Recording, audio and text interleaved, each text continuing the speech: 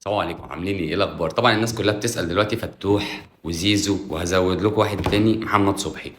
الناس دي هتروح فين؟ الناس دي هتعمل ايه؟ بص، قبل ما اقول لك الناس دي هتعمل ايه وهتروح فين والكلام ده كله، طبعا انا مش جايب الكلام ده من عنده، يعني من عندي، يعني اخبار اللي بنشوفها يعني، بس في اخبار من ناس معينة بتبقى صادقة جدا.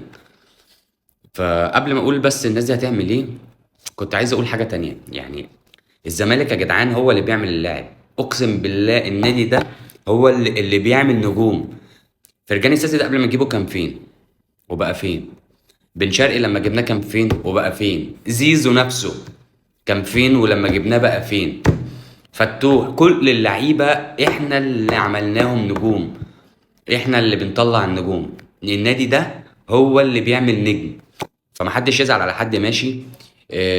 مش هقول لك الناس دي ما عندهاش انتماء والجو ده، لان احنا قلنا خلاص ما فيش حاجه اسمها انتماء، بس برضو يعني بيبقى في سنه عذر لما بتبقى موجود في مكان شغال فيه ومهدد. يعني دايما المكان اللي انا فيه ده مهدد، ما باخدش قبضي في ميعادي، ما باخدش فلوسي في وقتها، الدنيا عندي ضيقه قوي. وخصوصا لو انا بقى جاي لي اوبشنات تانية باوفرات تانية بافضل بكتير، هاخد فلوسي في ميعادها واكتر واحسن وهعيش بمزاجي شويه والدنيا تبقى رايقه عندي شويه، ما عنديش رئيس نادي غتت وتنح وكل شويه يرمي بالكلام ومتهزق في كل حته وحاجه يعني. هم نرجع بقى لموضوعنا. نبتدي بصبحي. صبحي عايز، مش عايز، المفروض صبحي هينتهي عقده السنه الجايه زيه زي فتوح. راح عمل ايه بقى؟ مش هقول لك وكيله، بيبقى في واسطه، فاهم؟ عارف انت الجو ده طبعا. ففي وسيط راح كلم الاهلي ايه الدنيا وبتاع. هو الاهلي لغايه دلوقتي ما اتكلمش في القصه دي، ومش يعني ما ابداش رغبه، بس يعني ايه، بكلمك على اللي حصل. ده بالنسبه لصبحي. فتوح طالب من نادي الزمالك 20 مليون جنيه في السيزون يبتدوا. يعني العقد اللي هو شغاله ده المفروض يخلص في السنه الجايه، لا احنا ننهيه دلوقتي ونعمل عقد جديد 3 سنين. السنه ب 20 مليون، واخد طبعا كل القديم اللي ليه، واخد مقدم عقد من ال 20 مليون، يبقى رقم حلو يعني، مش اقل مثلا من 5 6، يعني اقل واجب يعني. ده بالنسبه لفتوح. وهو بيضغط دلوقتي على النادي بسبب امام عاشور والاهلي عايزني والدنيا والكلام ده كله، فبيضغط بالورقه دي. زيزو واخد نهج مصطفى محمد شويه، هو واخد نهج سايبه من الاهلي خالص. هو لو في مصر هيبقى الزمالك فقط لا غير، وهو لسه في عقده سنتين. الفكره اللي هو جاله عقد حلو جدا من السعوديه وعقد حلو جدا في فرنسا. فعارف الاداره طبعا الفتره دي مفيش فلوس، ومفيش اي مصادر دخل جايه، وعليك فلوس بالعويض. فطبعا انا متوقع اللي زيزو ده هيبقى متباع، غير لو حصل اي حاجه بقى في الموضوع. بس هي الفكره كلها اللي هو مش قصه اهلي. يعني لو الناس قال انا اللي زيزو هيروح الاهلي، لا زيزو مش بتاع الاهلي خالص يعني، ولا مكانه ولا يعني مش رايح.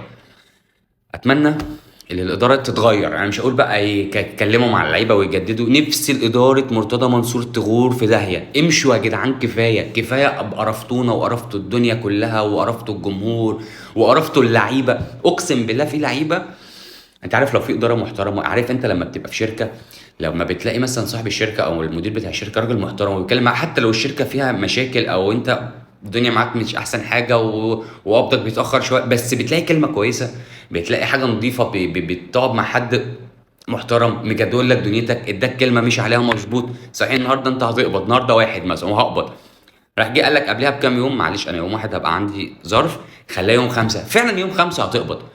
بيبقى يعني بيبقى ليه كلمة ليه شخصية.